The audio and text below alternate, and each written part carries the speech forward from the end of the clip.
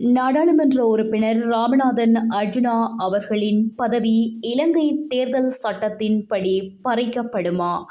இது தொடர்பில் சுவிஸ் வாழ் நபரொருவர் அவருடைய முகப்புத்தகத்தில் சில விடயங்களை பதிவிட்டிருக்கின்றார். மற்றுமொரு முக்கியமான விடயம், நாடாளுமன்ற உறுப்பினர் ராமநாதன் அர்ஜுனாவிடம் 100 மில்லியன் ரூபாய் நஷ்ட ஈடு கோரி அவதூறு வழக்கு தாக்கல் செய்யப்பட்டுள்ளதாக தெரிவிக்கப்படுகிறது. இந்த வழக்கு யாழ்ப்பாண போதனா வைத்தியசாலை பணிப்பாளர் சத்தியமூர்த்தியால் வழக்கு தாக்கல் செய்யப்பட்டுள்ளதாக கூறப்படுகிறது. இந்த வழக்கானது இன்றைய தினம் யாழ்ப்பாண மாவட்ட நீதிமன்றத்தில் தாக்கல் செய்யப்பட்டுள்ளது. 18/12/2024 அன்று தாக்கல் செய்யப்பட்டுள்ளது. நாடாளுமன்ற உறுப்பினர் ராமநாதன் அர்ஜுனா சமூக வலைதளங்களூடாகவும் பிற வழிகளிலும் வைத்தியர் சத்தியமூர்த்தி தொடர்பில் பொய்யான தகவல்களை பரப்பி வருகிறார் எனவும், அண்மையில் வைத்தியசாலைக்குள் நுழைந்து ரவுடித்தனத்தில் ஈடுபட முயன்றபோது அது தன்னால் தடுத்து நிறுத்தப்பட்டிருந்தது எனவும் சத்தியமூர்த்தி தெரிவித்திருந்தார். இதன் பின்னர் தன் மீது மோசமான பொய் பிரச்சாரங்களில் அர்ஜுனா ஈடுபட்டிருந்தார் என தெரிவித்து சட்டத்தரணி குருபரனூடாக இந்த மானநஷ்ட வழக்கை தாக்கல் செய்திருக்கிறார்.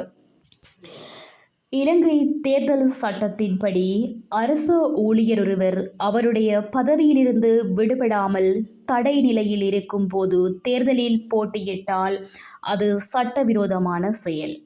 1978 பாராளுமன்ற தேர்தல் சட்டத்தின்படி பதவியில் இருப்பவர்கள், அதாவது தடை செய்யப்பட்டு ஒரு பதவியில் இருப்பவர்கள் தேர்தலில் போட்டியிட அனுமதி இல்லை. அவ்வாறு தடை நிலையில் இருக்கும் அரச ஊழியர் தேர்தலில் போட்டியிட விரும்பினால் அவருடைய பதவியை அவர் ராஜினாமா செய்ய வேண்டும், அல்லது அவர் தனது தடைநிலையை மாற்றி பதவியை ராஜினாமா செய்த பின்னர்தான் தேர்தலில் பங்கேற்க முடியும்.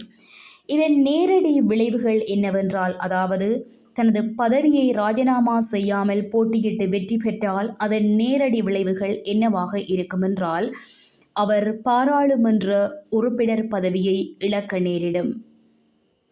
அதே சமயம் சிலவற்றில் சட்ட ஒப்புதல் பெற்றதின் அடிப்படையில் அரச ஊழியர்கள் தற்காலிக விடுப்பு பெறலாம். ஆனால் பொதுவாக அரச ஊழியர்கள் தேர்தலில் ஈடுபடும் போது அவர்களுக்கு அரச சேவையை தொடர முடியாது. இடைநீக்கம் செய்யப்பட்ட நிலையில் இருக்கும் அரச ஊழியர் தேர்தலில் போட்டியிட முடியாது. அவருடைய பதவியை ராஜினாமா செய்யாதவரை அவர் சட்டப்படி தகுதியற்ற நபராகவே கருதப்படுகிறார். தேர்தலில் வெற்றி பெற்றாலும் அவரது பதவி செல்லாது மற்றும் தகுதி நீக்கம் செய்யப்படுவார். சட்டம் தெளிவாக தடை நிலையில் இருக்கும் ஊழியர்களையும் செயலில் உள்ள ஊழியர்களையும் ஒரே விதமாகத்தான் கருதுகிறது. இவை வெளிப்பார்வையாக தெரிபவை, ஆனால் உண்மை நிலை முழுமையாக தெரியாது. நீதிமன்றம் எடுக்கும் முடிவில்தான் அனைத்துமே உள்ளது. வழக்கு எத்தனை காலம் நீடித்து செல்லும் என்பதிலும் பதவிக்காலம் நீண்டு போகலாம்.